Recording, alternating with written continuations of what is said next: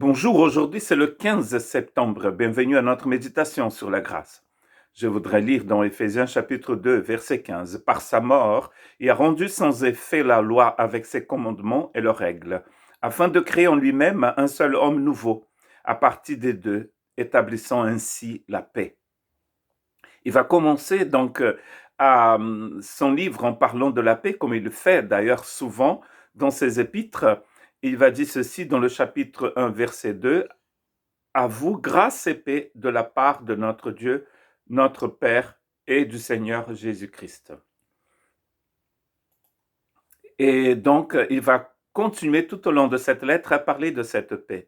Car son but, c'est de parler de cette nouvelle société en Christ. Et il n'y a pas de nouvelle société s'il n'y a pas de paix. D'abord, il a montré comment Dieu a ressuscité les gens d'entre les morts, de la mort spirituelle, pour leur donner la vie. Et en leur donnant la vie, il leur a donné aussi son amour et sa paix. Ayant été justifiés par la paix, étant justifiés par la foi, nous avons la paix avec Dieu. Romains chapitre 5, verset 1.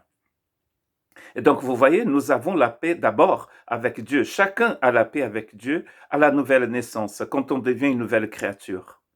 Une nouvelle création, comme nous dit Paul aux Corinthiens. Dieu nous a créés en Christ Jésus. Et maintenant, qu'est-ce qu'il va faire? Car maintenant que tout le monde a la paix dans leur cœur, cette paix va régner dans la communauté des croyants, qu'il appelle ici nouvelle humanité.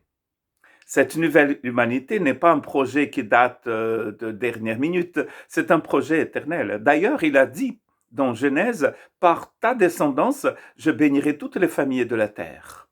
Et Paul va nous expliquer que la descendance d'Abraham, c'est le Christ. Par le Christ, il bénit toutes les familles de la terre, c'est-à-dire tous les groupements linguistiques qui ont une culture différente, tous ces petits groupes de personnes. On n'est pas en train de parler ici des nations dans le sens politique du terme, mais dans le sens ethnique. Chaque groupement de personnes, chaque clan, toutes ces familles de la terre seront bénies dans la descendance d'Abraham. Et nous allons bientôt fêter son anniversaire, sa naissance parmi nous.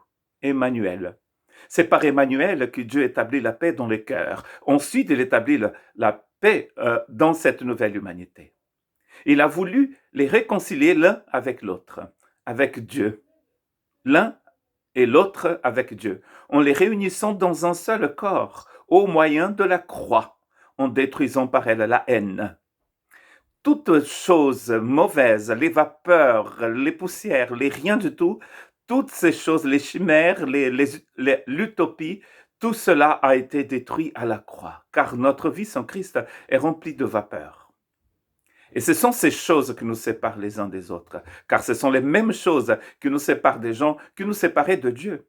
Une fois que nous avons été réconciliés avec Dieu, automatiquement, nous sommes réconciliés avec nous-mêmes et avec l'autre. Très intéressant de voir que dans Romains, nous avons la paix avec Dieu. Ici, nous avons la paix avec l'autre. Et cette paix, bien sûr, nous l'avons en nous-mêmes. Sinon, ce n'est pas possible. On ne peut pas donner ce qu'on n'a pas reçu. La haine est détruite. Il est venu donc annoncer la paix à vous qui étiez loin et à ceux qui étaient près. Dans le sens près de la révélation, je pense. J'imagine que ça soit presque la seule explication ici. Car tous, ils étaient éloignés du Seigneur, ils étaient morts, comme il nous a déjà dit au début du chapitre 2, mais aussi dans le début de l'épître aux Romains. Mais maintenant, il a une paix profonde entre ces personnes. Et l'exemple qu'il utilise ici, c'est l'exemple des Juifs et des païens qui habitaient à Éphèse. Des gens qui n'étaient pas juifs.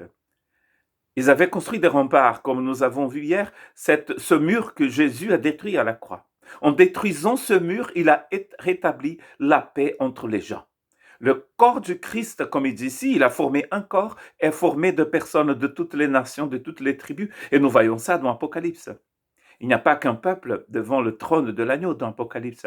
Ils viennent de toutes les nations, de toutes les tribus, ils parlent toutes les langues, mais ils forment un seul corps. Et d'ailleurs, dans l'Apocalypse, ils forment une épouse, celle de l'agneau, Que Dieu vous bénisse.